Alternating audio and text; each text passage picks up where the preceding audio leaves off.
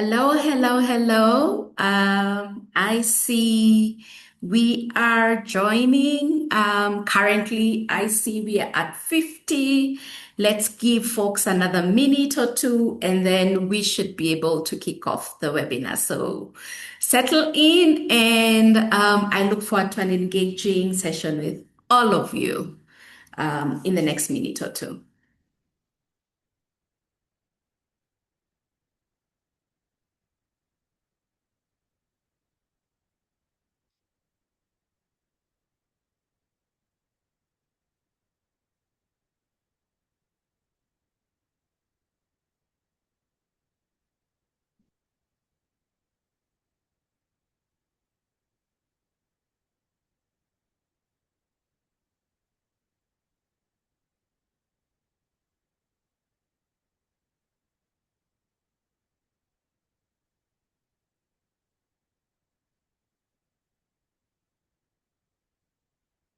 Okay, I see we're at 55, 56.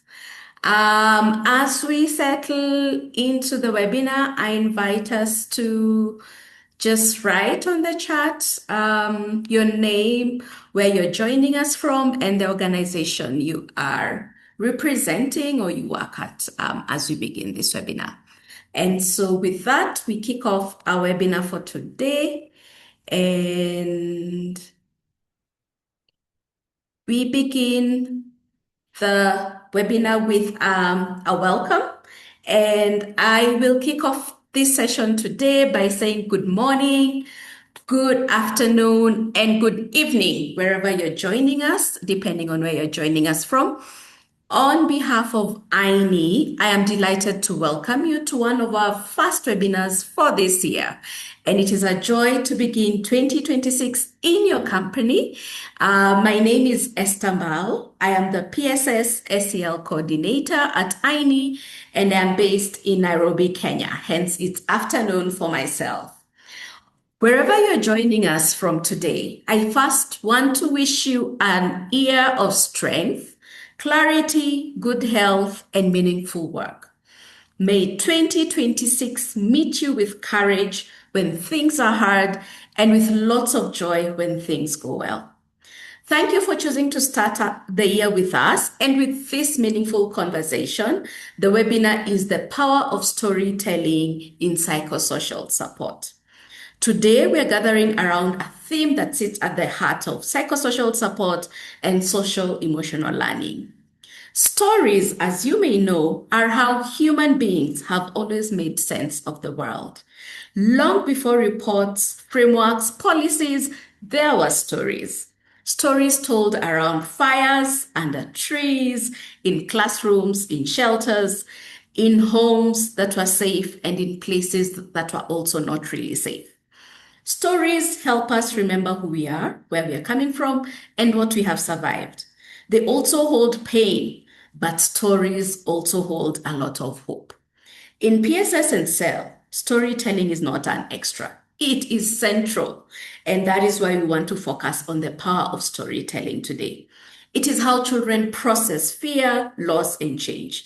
It is how teachers make sense of what they carry each day in their classrooms. It is how communities hold memory and meaning when everything else feels uncertain. Through stories, people are not reduced to numbers or needs. They become visible again as a whole human being. And that's why this session today matters. INEE is deeply honored to be hosting NRC as they launch the audio version of Miskit. This is more than a resource launch. It is a reminder that stories travel in many forms, including voice. Audio storytelling allows us to move across borders, languages, and even levels of literacy. It allows people to listen in the dark, in crowded spaces, in moments when reading is not possible. It brings warmth, emotion, and presence in ways that text alone sometimes cannot. Miskit carries a story that matters, a story that truly inspires, a story that can comfort, challenge, and connect. And by launching it in audio form, NRC is opening new doors for access, inclusion, and greater impact. We are grateful to walk along you in this moment, NRC. As we listen today, I invite you to listen not only with your ears, but with your full attention. Notice what moves you, notice what stays with you, notice what you might carry back into your own work, in your classrooms, and in your communities. And then ask yourself, what stories are missing where I work, and how might I help make space for them? And also, as we introduce you to Miskit, can I carry Miskit back with me? So before we move forward, a few quick housekeeping points to help us have a meaningful time together. The recording of this web event and all related presentations will be posted in the INEE website, and we'll also send it to you via email. You can post your questions in the Q&A segment anytime. If you have a question for a specific presenter, please note their name in your question, and we encourage you to post all your questions as we move along, and we shall address them at the end of this session. As we begin this year together, I hope this session sets a tone for how we move through 2026 with inspiration, with care, with courage, and with attention to human stories behind the work we do. May we continue to design programs, policies, and practices that don't forget the people inside of them. So, allow me to now hand it over to my colleague and a dear friend who's become a dear friend in this PSS space as NRC begins this important conversation on storytelling and the launch of the audio version of Miskit. I now hand it over to the head of PSS at NRC, Camilla Lodi, for us to just move to the next session. Camilla, take it over.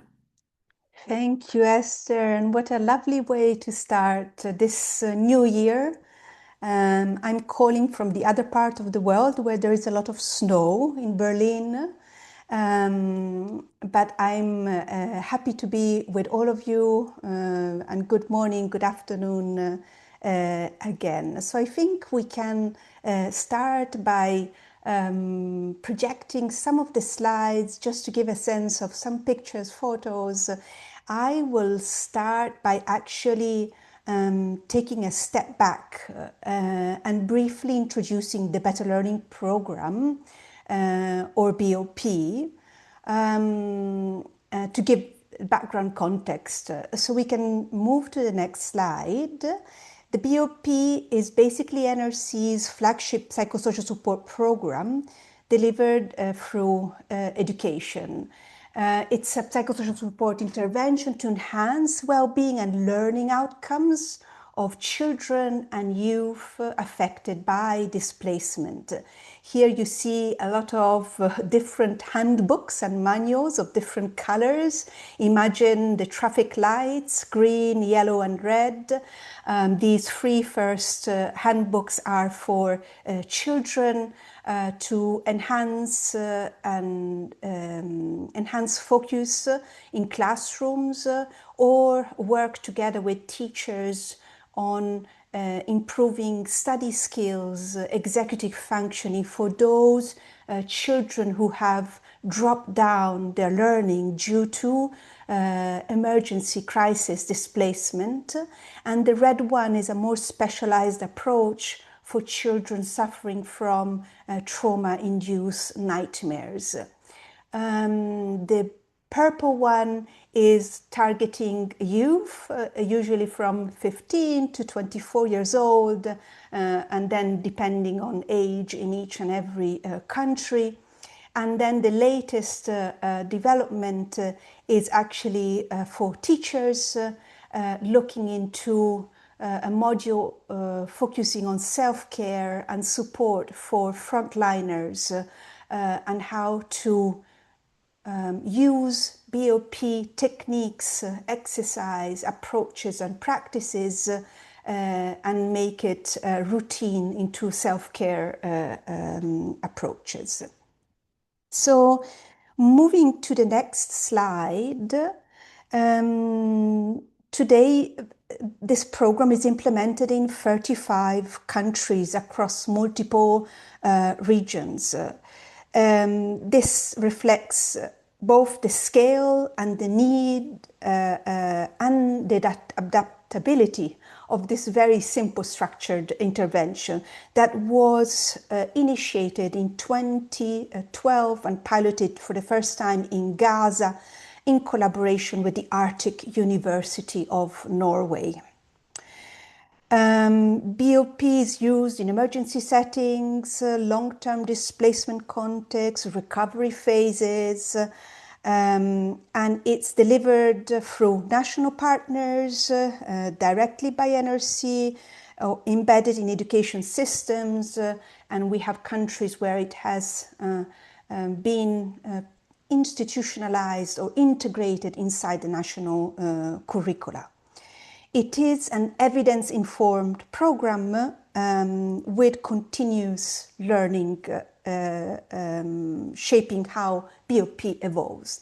In my next slide, as BOP really expanded in 13 years, we recognize the need for a clear, child-friendly identity. So something that children could immediately recognize and feel safe with. And that's why Miskit, this little brave stoat, was created. Carl will talk more about her. But basically we wanted a face of the Better Learning Program, a character, for children to identify, not as an abstract intervention, but really as something familiar, supportive, trustworthy. Miskit helps really translate psychosocial concept into stories, emotions, experiences that make sense to children, especially to those who are affected by crisis. So with this, I hand over to Carl, who is the author of this storybook. Thank you, Camilla. Yes, my name is Carl. I'm based in Nairobi, which is where I'm joining you from.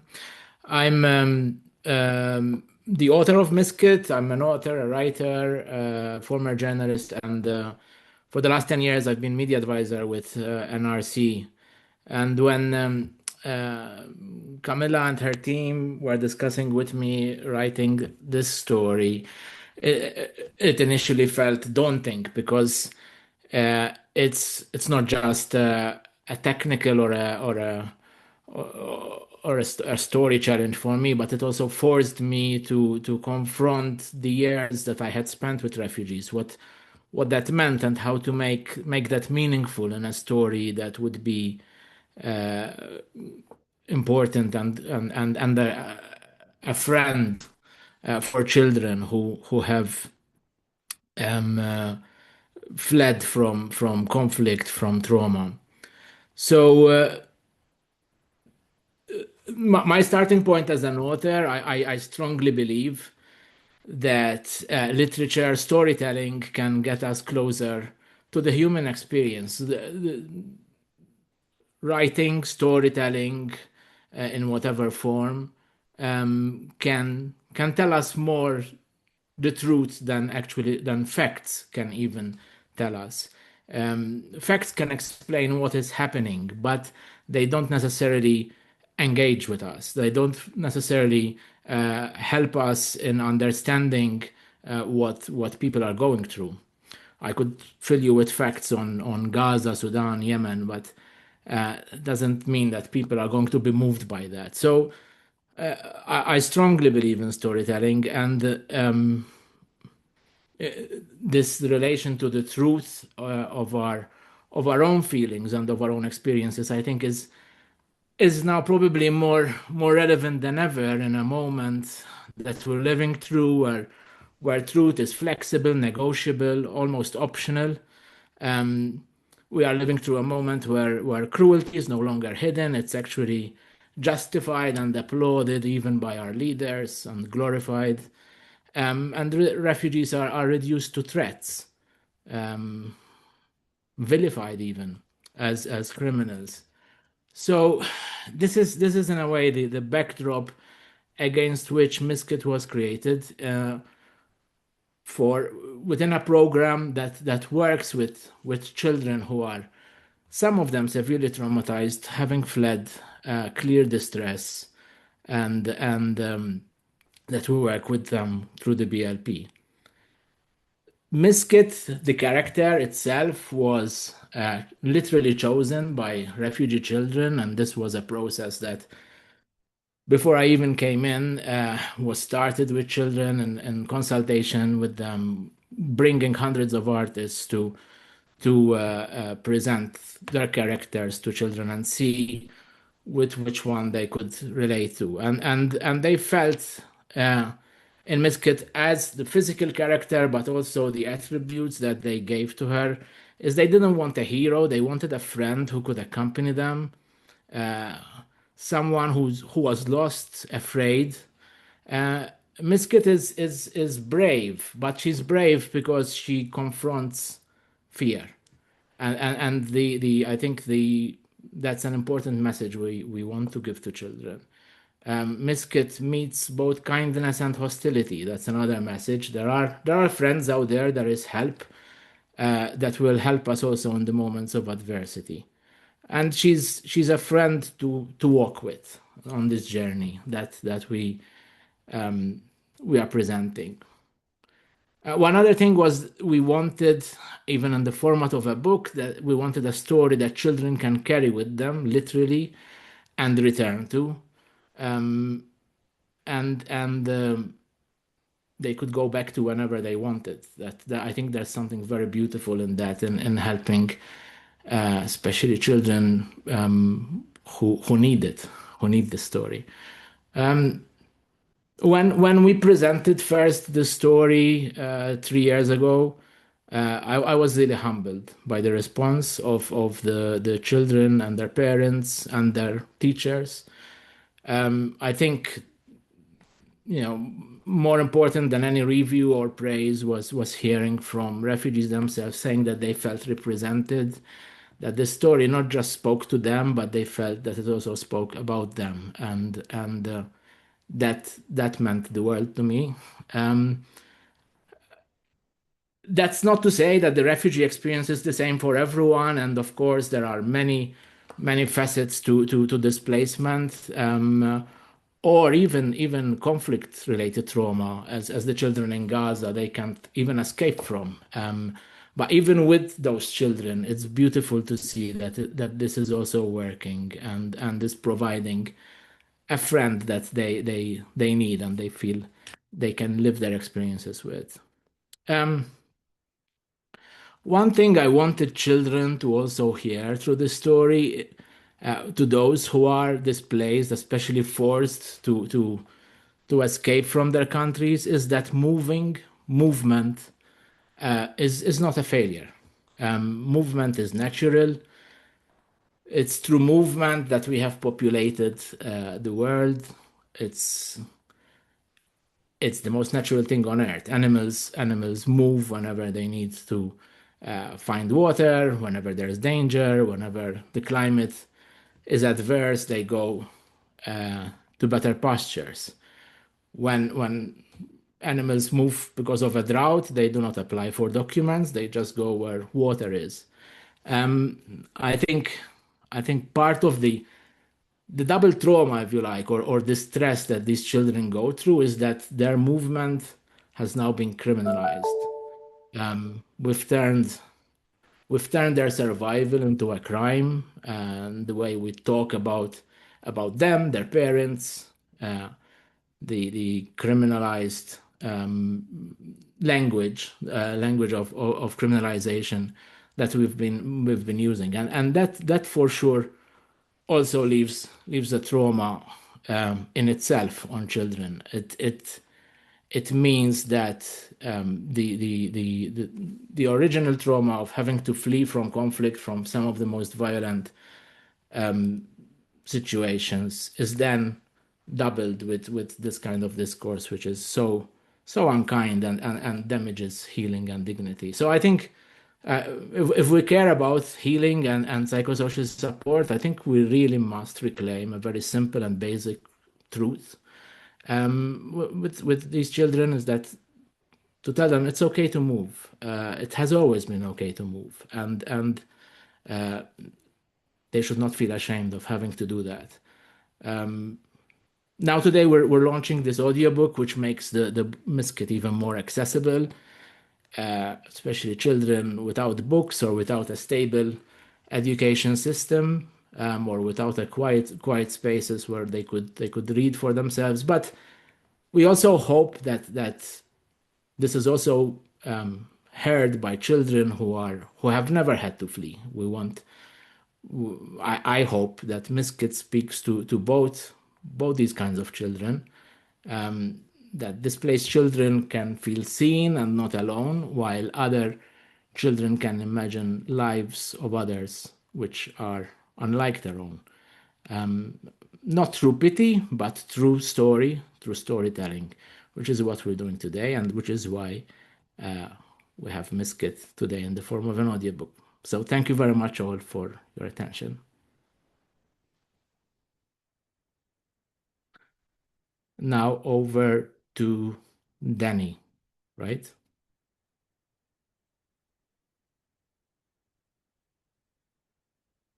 Sorry, Razan. Over to Razan.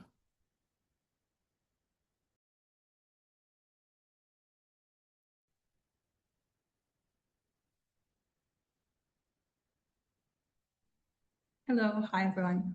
Hope you can hear me well. Give me a thumbs up if you can hear. Yes, we can hear you, Razan. Okay, that's great. So my name is Razan Ahmed. I'm a Better Learning Program Coordinator operating from Sudan, and I've been working with NRC nearly for 5 years now.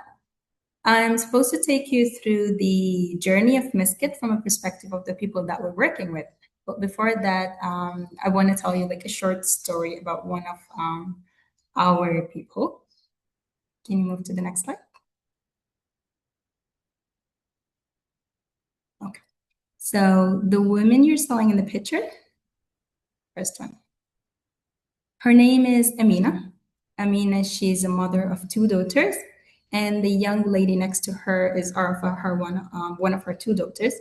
So Amina, as every other woman, had a very quiet, normal life in Khartoum. But when the war started on the 15th of April, 2023, an intense fighting happened in the country. It had affected everything, all the facilities that provide services, shelters, schools, hospitals, everything, and life became nearly impossible. Can you stay on the first slide? Okay. So when the life became very difficult, Amina, her 2 daughters, had to think about the situation, had to find a very regular way to escape. But 2 months later, and exactly before the Eid holiday, they decided, her and her daughters, they decided that they need to move. They need to find a safer place with hundreds of their neighbors and their families. The decision wasn't very easy. All roads was full of checkpoints, was full of armed men, and it was very intense. But that was the only choice they had. So when they decided to leave, they had a car, they started moving, and they had to stop at every checkpoint for security inspections. But in one of the checkpoints, the armed man had threatened her nephew who was traveling with them. But then Amina couldn't let that happen. She couldn't let them take him. He was like a very young boy. So she started arguing, she started negotiating, asking what they want. She started begging them. But one of the armed men fired his gun into the air when they felt like the negotiations started being very intense. Few hours later, or a few minutes later, she was able to take him. They were released. And then when she get back to the car, she found out that her 2 daughters were very terrified. They were shaking in fears. And then they continued their journey to the nearest safe place. Leaving Khartoum hadn't ended their suffering because when they reached Kosti White Nile State, which is the nearest safe place to them, they found refuge in one of the Chubbs is one of the schools. All schools were overcrowded with all people who are fleeing the conflict. It was unsafe. They were exposed to a lot of diseases. They were exposed even to the flood during the rainy season. So it had never ended. They had to think about everything. They had to rethink about their lives, and they were finding difficulties to cope with the situations, with the memories that they bring out with them. Now, this is not only the story of Amina, it's also the story of everyone or all families who live in the conflict areas, all families who had to flee, and that had to flee the crisis, searching for like a safest place. This is also the story and the daily struggle of people from Gaza, people from Congo, people from Syria, and everywhere where like crises are taking place and people being very vulnerable and exposed to danger. So the evidence shows that the impact of chronic stresses on children, especially, it leaves them very, it impacted their neurobiological and psychological well-being and functioning. And it also gives them the sense that they cannot cope, they cannot heal, they cannot even develop, which makes it very difficult for them to focus, to concentrate, to rebuild connections, and even to think about better futures for them. After the war started, Esther, can we go back to the slides, or it's difficult?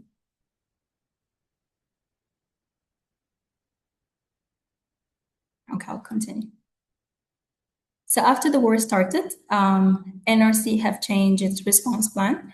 We've started something that we call the first line education response, where NRC, alongside with other national and international organizations and the coordination group, have looked at education as life-saving, tried to provide learning spaces, safe environments for children, and psychosocial support activities. And in September 2023, some of the children who have been enrolled in the psychosocial support programs have been introduced to the Miskit. And teachers were trained, parents were engaged, all in the hope of building, help children and encourage them to build like connections all over again, help them to self-regulate their emotions and feeling and understanding the impact of stress in a very child-friendly way, and also for them to be able to look at the future and be able to feel safe and connected again. So the implementation have been carried out with a lot of monitoring activities, and the results was amazing. Children have had like a lot of positive impact about the program, have a lot of positive feedbacks, and I'll highlight some of them because those were the ones that I really liked.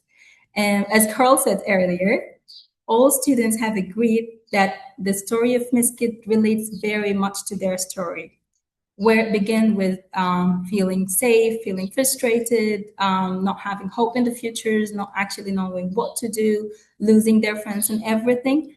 But the story and the bravery of the Miskit shows that there is always a positive side that they can look at. It shows them that they can re-engage, they can create a lot of new friends, they can look at it as an adventure and trying to see the bright side out of it. So this was the most favorite part for them.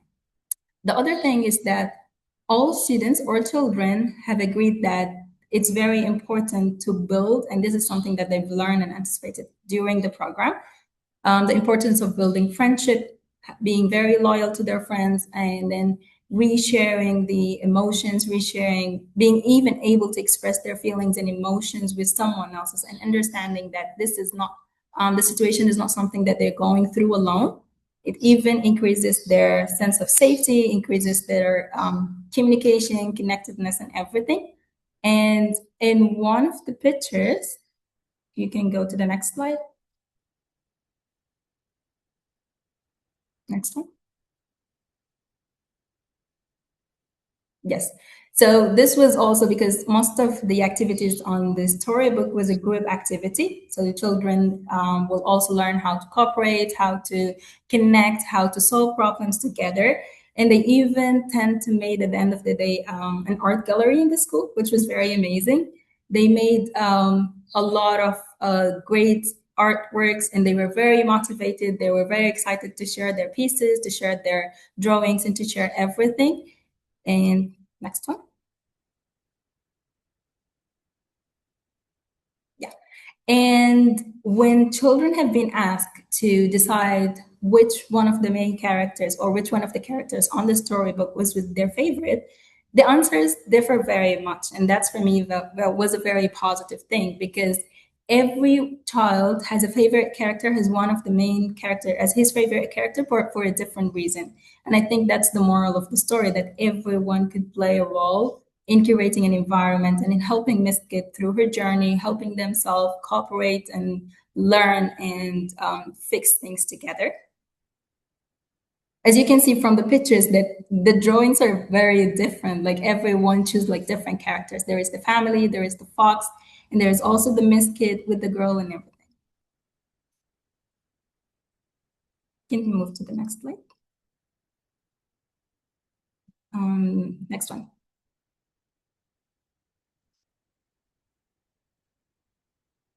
Okay. With all that being said, it really left a very positive impact on students. It has shown, teachers have reported that the students have felt more engaged, having the desire to reconnect and join the schools all over again, and also having the disruptions level increases or decreases inside the classroom, which was a very good thing. But the program implementation has also faced some challenges. Most of them were related to, first of all, the printing of the storybook, which was very costing in a very short, limited period of time. People have, the staff have to go and purchase all the learning materials that needed. And it was quite a challenge at the beginning. The other thing is that the classes were overcrowded because most of the schools have been sheltering other families. So you would find like lots of people, and because of the closure of any other education activities or education, like academic and education, classes were very overcrowded. And then we didn't have enough teachers to cover the needs. And then everyone wanted to be a part of the program. And the last thing is that the people who have children with special needs, like people who have learning difficulties or visual impairments, it was very difficult for them to cope and take part of all the activities, although the teachers was trying to make it for more inclusive for them.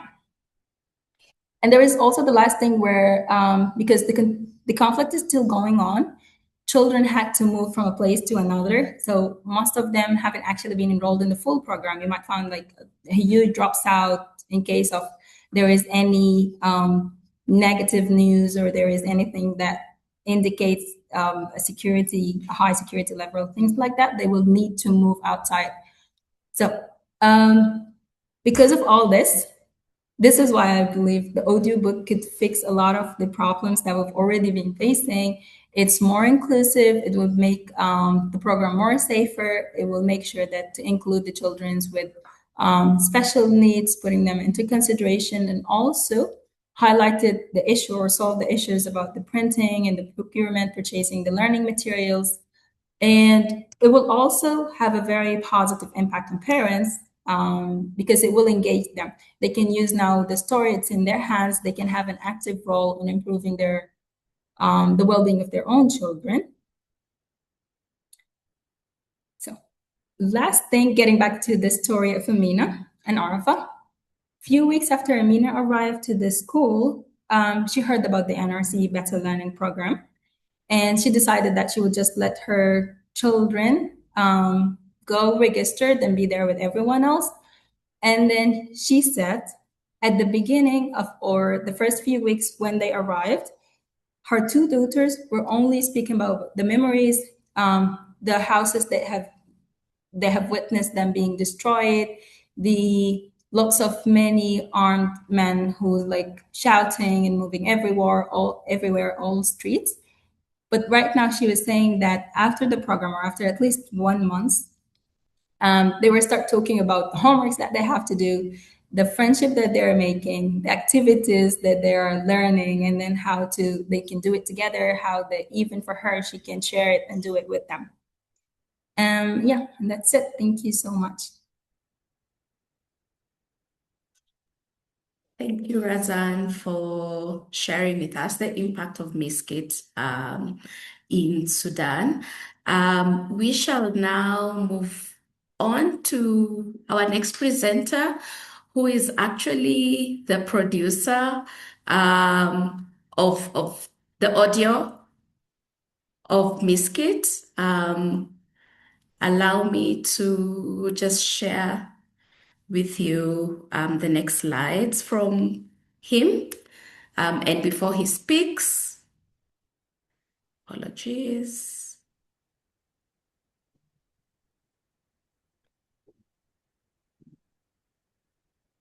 We shall now hear from Daniel, but before that, there's a presentation from him.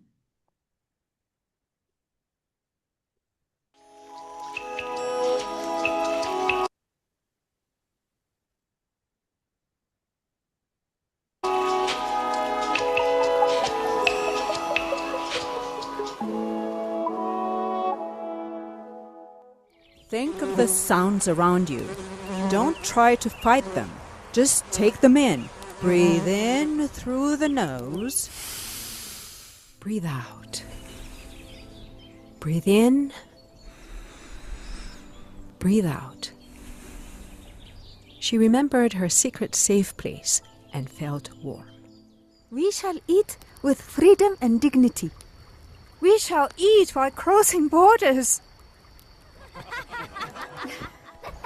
And Fatima took a nap to the rhythmic sound of Miriam and Miskit hitting the ball with their hands as they passed it on to each other before the others arrived back. And I thought I was going to die. That was the end of our protests and the start of civil war.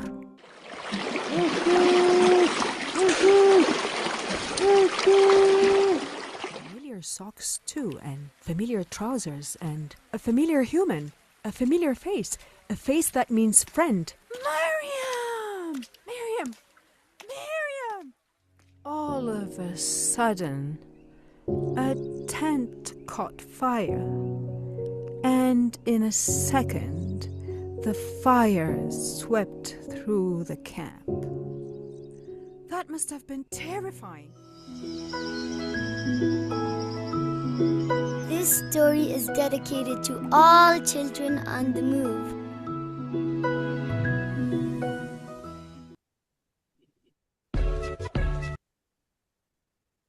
Hi everyone, I'm Daniel Grma. I'm a producer and a musician at Southern Record in Ethiopia. My whole sound thing started back in music school. After I finished up there, I got to drive into some pretty cool audio projects like producing a ton of preschool songs in a bunch of language for UNICEF, working on film scores, creating radio dramas, and making jingles for some big brands, and also producing songs for artists. And I'm started as a musician, and I had really never heard about mental health or psycho support, and I never heard about NRC's BLP until, a year ago. Then I started working with this BLP project in 5 languages. Since I started the BLP, it has changed my life. It's been a really creative process with music, calming exercises, and sound engineering, and I love that experience. All this path leads here today to launch the Miskit audiobook. I produced it in 3 languages: English, Spanish, and French. This project is so special for me. When I first read this story, I loved it. It is a heartfelt story about refugee, and I was so happy to be a part of this project. Before we start working, our team had one big goal. We did not just want to read the story, we wanted to create an audio movie that sounds to make you feel every emotion, the fear, the sadness, and the hope. So when the story was sad, we used sad emotional background music. When the story was hopeful, we used happy, hopeful sounds. When a character was exhausted, we used real sigh. When she was crying, we used real sobs. Almost all the stories is in the jungle, so we used forest and river sounds to make it feel real. We made sound effects for every single detail, so the listeners feel every single thing. In the morning, you hear a rooster. At night, you hear an owl, and you notice the time change through these sound effects. But we went much deeper. We record custom sound effects for every single actions to make you feel the character's experience. And we give the main characters their own sound signature. This is a special sound that match their personality. For example, we have the snail character. He's a slow creature. So we used very slow, calm music to signify him. The moment you hear that music, you know the character is there and you feel his personality. And also, we create signatures for main characters depending on their personalities. And we made we used surround sounds to place you inside the scene. You hear the rhythmic sounds of hitting a ball. The sounds moves from your left to your right ear. It feels like the ball is passing right by you. This is so awesome and makes you feel everything is really happening. We used the same effects for buzzing bee, making it sounds like it was flying around your head. It feels real. Another powerful moment when the character is waving and shouting. To create this effect, we record a voice shutting into a big blanket and added an echo. This was very effective and makes the scene feel real. And we used very sad Egyptian background music because he speaks with an Arabic accent. This makes the scene very emotional, and the combination of his voice and the music makes you feel his connection to his homeland. Honestly speaking, for children dealing with trauma, this is not just entertainment. This is the way to help them connect with Miskit's emotion. They don't hear a story about a brave story. They feel accompanied, they feel understood, and I'm very proud of this project. I want to say a special thank you to our director, Laura Walton Clarks, and to our editor, Yapsra Addis, and our voice actress, Aida Bakala, and also a huge thanks to whole team who support us during the recording, and to the NRC for this amazing chance. We even have some fun behind the scene videos. Hope you enjoy them. Thank you for listening.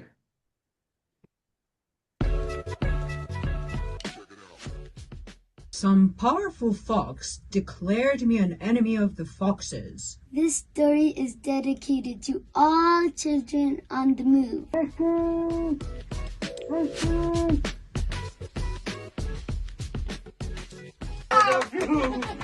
He did the acting in your program. Research shows that around 1 in 5 people, Even though I'm myself a fox and have never attacked another fox. I agree. Sandros. sorry, it's a snail. It's the second divorce.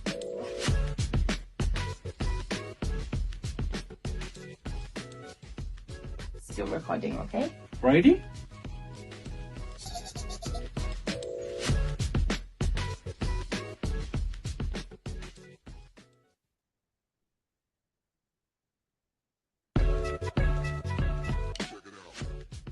Some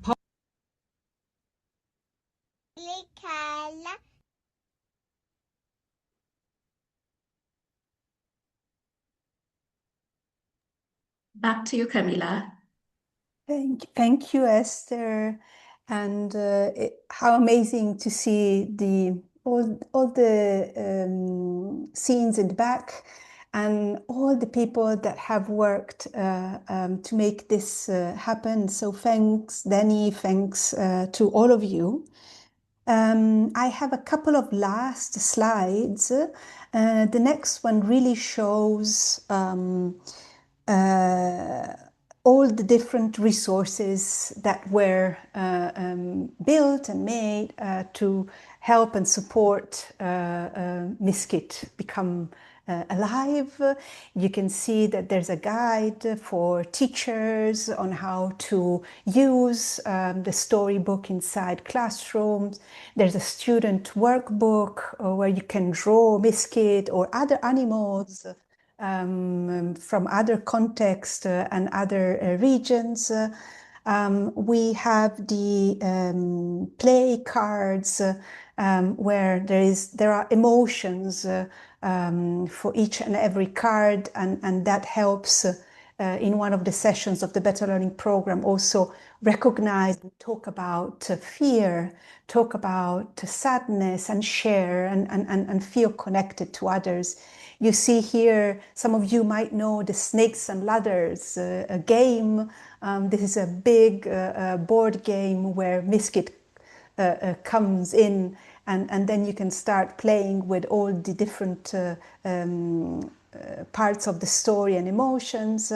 You see that some have been creating puppets inside learning centers, and there is much more really coming alive in each and every country through those multiple languages that have been used. So far, the storybook has been translated in French, Spanish, Arabic, and English, and we hope we can continue adding more languages, also in Norwegian, if I remember well, because also in Norway, they're starting Better Learning Program inside their classrooms. The last slide is just like a nice way of showing how in Latin America some children built a kite with Miskit and his friends Mariam images, and just to remind us the power of really storytelling. I'm sure there are plenty of fantastic stories. Miskit is one of them, but this is just beginning of 2026, and the hope that we can really reinforce discussions around joy, agency, play, and hope in learning places where children have been displaced. So I will give it back to Esther with a big thank you on behalf of NRC.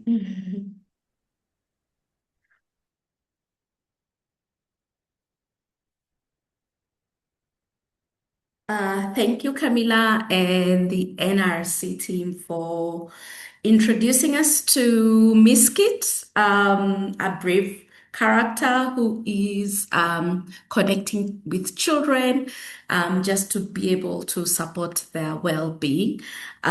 We are now open to questions, to a Q&A session, and I invite us, if you have any question, kindly post it on the Q&A segment.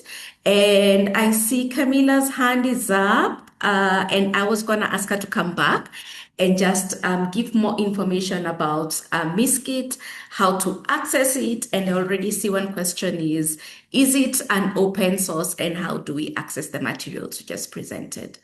Back to you, Camilla. Yes, before going into questions, I know that also my colleagues are putting those links and QR codes in the chat, and that later you will send an email with all the links where you can find all the storybook, audiobook, etc., etc. I just wanted to, I forgot to say thank you also to Ana Maria Cosma, who is the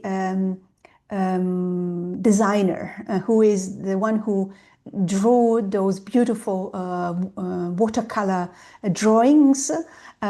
She was also selected among many different artists. And I think that her drawings, together with Carl's words and story, really made Miskit a beautiful character. So yeah, a big heartfelt thank you to Anna Maria Kozma, who is somewhere in Poland in these days.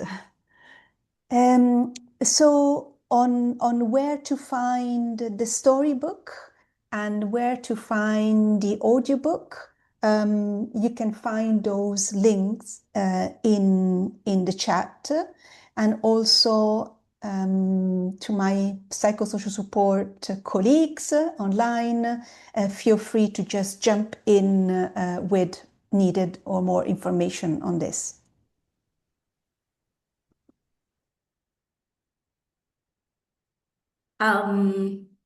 Anyone else would like to add on to what Camila has said from the panel before I move to the next question? Okay.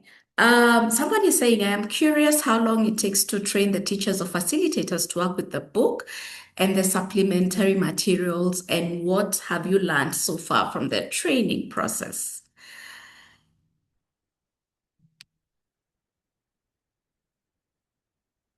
Would you like to take that, Camila? I think I'll leave Laura, Margot, or Paula to give practical examples from the regions. So whoever is available and can reply to this question. Thank you.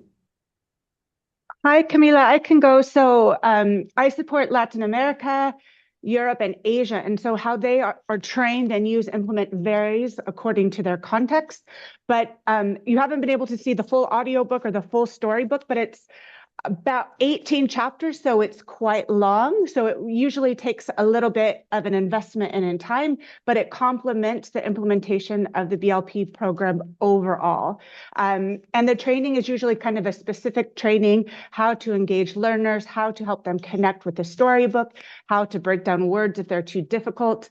And I think that's something that the learners and teachers connect with, is not necessarily the words and the language, but it's the story of Miskit and how they relate to her trajectory. So we have specific training materials we've developed based on the specific context, but it usually accompanies the full intervention of BLP. I hope that answered your question. I'll try to type some more in the chat. Thank you, Margot. Anybody else would like to add on to what Margot has said?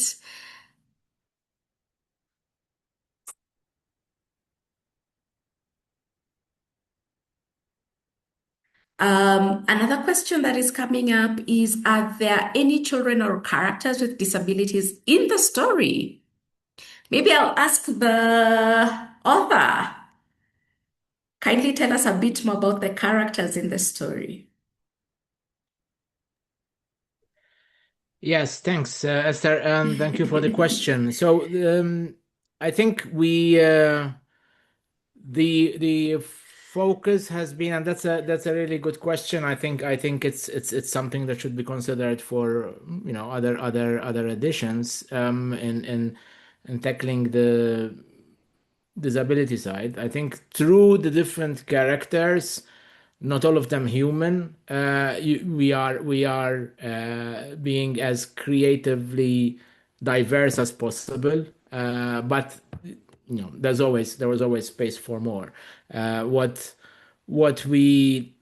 I think was on my mind was exposing Miskit, the lost, lovely young stoat, to normal people, or animals in that case, characters who need their own time and space even to help you. I think part of the one of the underlying messages is that even some of the biggest helpers and great friends need their own time and need to be in a good space to be able to help us. So that requires different skills, there are different times where people are not wise all the time, or they're not generous all the time. There are moments where they need their own downtimes, and other traits which I tried to bring in. But of course, it's never you can never hit all the differences that exist out there, and I think then it becomes also a question of symbolically trying to capture as many of them. Someone is fast, like a stoat is extremely fast, as opposed to a snail, for example, who takes his time from the beginning to end of the story. He reappears, but he takes his time. And I think that's in a way is capturing also that kind of diversity, hopefully. Okay. Thank you, Carl, for that. Feedback is, I used to work on PSS with different programs for children from different nationalities, and this is my first time to see such tools and supportive books. That is the work. Love it. That is feedback from one of our participants. And I link that to the next question. Are we allowed to use the resources to train the teachers, giving credit to the owner? So, yes, Miskit is available. The storybook is available on Amazon. We're trying to change that, but at the moment, that is where one can find it, purchase it, and get all the needed in the needed languages. And it is really a story not only for refugees and displaced, it's really a story for my nieces, my family, my sisters, my brothers. It's a story for everyone. And actually, the more we talk and we feel and we are empathizing with refugees, the more we're able to understand. And therefore, this story is for everyone, and it's out there. Again, it will be shared with the various links. And now it's important to say that Norwegian Refugee Council is going through a new initiative starting this year, for the forthcoming 5 years in the Together for Wellbeing 2030, where we have been asked by a lot of partners, be it local, international, UN, etc., wanting to use the Better Learning Program. And therefore, we have put up a system in place, and an approach that is called the white label approach, that will allow broader utilization, but also consistency, relevance, and trying somehow to maintain a certain level of capacity building, quality, and consistency. So there is a specific guide for external partners who want to embark with us on this journey, and this also can be shared in the email, which contains more information on the steps to follow, what is the procedure and how to do it. This is because we want to reach more children, more youth. We want to do it together, and we want to ensure quality without watering down what is an evidence-informed program that has really shown impact across the different countries we work in. Thank you, Camilla, for that response. And please keep an eye out for what Camilla has shared. A lot of things will be coming out from NRC this year, and just keep an eye out for that. And as INEE will be glad to also put the word out there of the developments that are taking place. Maybe I'll ask Laura. She's been a bit quiet on the background, but Laura, someone asked, is the story Miskit available as an audiobook in Arabic? Maybe you can let us know the languages that are available in audio as well as the book itself for those who are interested either to read or to listen. Yeah, thanks, Esther. I've shared a couple of times now in the chat a link where you'll find the link to the Amazon for the paperback edition. And then multiple links. We have it in English, which is published on many websites. We have it in Spanish and a handful of websites now, but that list is growing. And we have it in Arabic on, I think, just a couple of websites. But again, that list is growing. We have recorded French, but that's still going through the publication process. So watch this space for French. The link that I've shared will be updated when the new platforms become available. Just a brief note, a question that I get asked a lot is why is it not on Audible, which is one of the main platforms? If we'd have put it on Audible, it would have restricted our freedom to use it for free with displaced children. So we had to, due to exclusivity rights, use many other platforms. And the platforms you see it on, they're really diverse. Some of them work in Bangladesh, but not in Kenya. Some of them work in Ethiopia, but not in South Asia. And so we really just wanted Global South and people in various locations to be able to get it somehow, somewhere. But yeah, I hope that answers your question, Esther. Thank you, Laura. I think it does, and it answers the person who had put it on the chat. Another question, I go back to Carl, and someone actually appreciates your response, Laura. So yeah, thank you. That was well articulated. Carl, maybe the question is, I wonder why the story didn't include a chapter about the return of the displaced to their homes. Well, that's a good question. It's probably the preferred outcome of the majority of refugees, but it's an open question, isn't it? It's not the experience of every refugee, of every displaced person. There isn't really an end to Miskit's journey. The end of the story within the book and the audiobook is that Miskit is now surrounded by people she met throughout her displacement and throughout her journey. And from then onwards, everything is possible. It's a question of fear and anxiety, but also of possibilities. And so it's about being home away from home. One day you might return to your place of origin. For many people, that's completely unthinkable. It might be unthinkable for a few years. It might be unthinkable forever. So I didn't want to be prescriptive. The story is not of how the refugee experience should be or anyone experience. Then it's especially up for the children to figure out how to take on, figure out life's adversities from then on, and up to them to think how they would like Miskit's story to end, and that's an open question to them. For some refugees, returning home is not desirable, and that's completely understandable because there's nothing left, and for others, that's just what they need, or home is somewhere else. Home is wherever you are, where you're surrounded by people you love. So it's very open-ended, and I think we wanted it to be that way. Thank you, Carl. I love the reminder of home is not just a house or what we're used to. It's where we are with the people that we do love. Lots of questions coming in.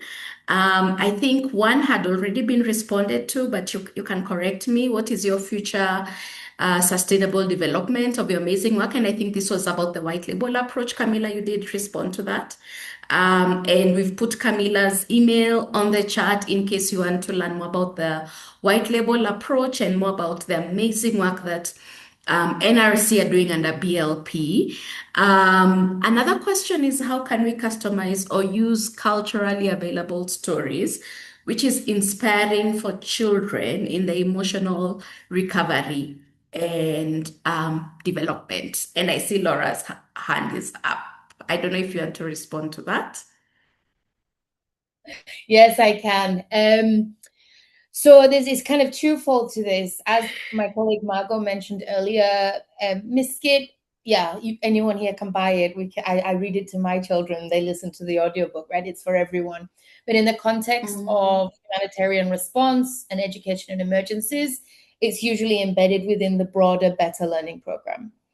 The Better Learning Program within NRC and with our partners, we have a process of contextualization. It's quite rigorous. It involves reading literature in the countries where we're operating, the diversity of cultures, traditions, speaking with elders, teachers, children, parents, and really trying to understand what are the traditional coping mechanisms in that community. How does stress and trauma manifest in that society? What are the ways that people talk about it, and what are the existing support mechanisms?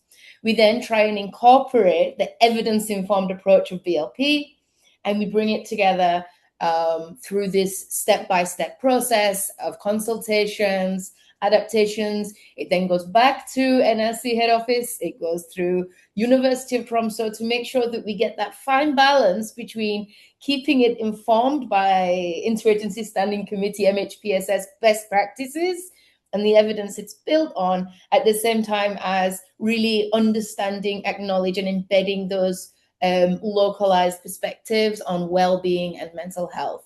So that's the BLP, where Miskit would sit in practice. The book itself, I might hand this back to Carl, but basically we feel that this is literature. This doesn't have to be the exact same story as the exact same child from the same country. It can broaden up the child's world to hear of another character. But I think I'd like to hand more on the story itself, which we tend not to contextualize, but we embed it in a contextualized program. Over to you, Carl. Yes, I think the the idea behind the story was to try and make it as universally appealable, and in both ways, both the children it's meant to help, and the children it's meant to inform outside of the refugee or displacement experience.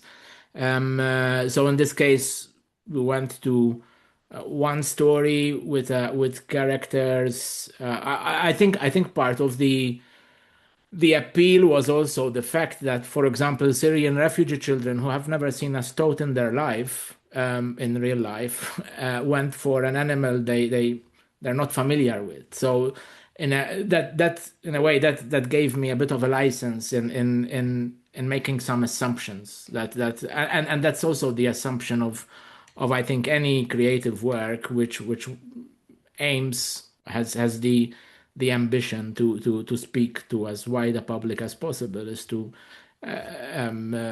capture the human experience without necessarily, and being as diverse and have as much of a diverse cast of characters or moods and personalities as possible, while at the same time having one story that could do that.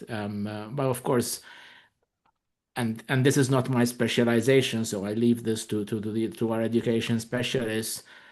My other assumption also is that teachers who are trained in rolling this out and using this book, it is then, completely within their mandate and remit and responsibility to make sense of it for the situation in front of them. Just like parents reading this book might have to explain that there is snow or that there are floods somewhere.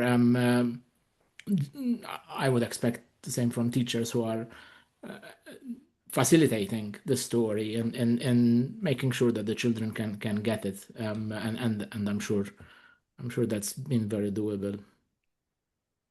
Thank you, Carl. Maybe I'll ask Razan in 1 minute to share her experience, because she has used Miskit in Sudan, and it's a whole different context, and the culture could be very different. So Razan, I don't know if you'd want to speak into this question very briefly. Hi again. So it's true as what Laura has mentioned. You can contextualize the program, but not the story itself, because you spoke at the beginning at how storytelling had improved the imaginations of the children, give them a sense of things that they're very new and they have to look up to, they have to start believing on it. I think it's more of like even the children programs. the idea of the storytelling itself could have an impact on children instead of making it very contextualized. Because I think, as I said earlier, it improves the imagination for children. It's universal. It could be used with all children. Like it's actually test or touch most of the very moral, huge things.